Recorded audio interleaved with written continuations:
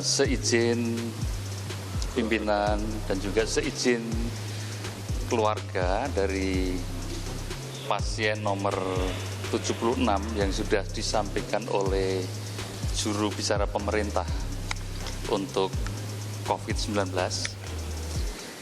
Benar bahwa pada saat ini pasien kalau tidak salah nomor 76 sedang dirawat di Rumah Sakit Pusat Angkatan Darat Gatot Subroto.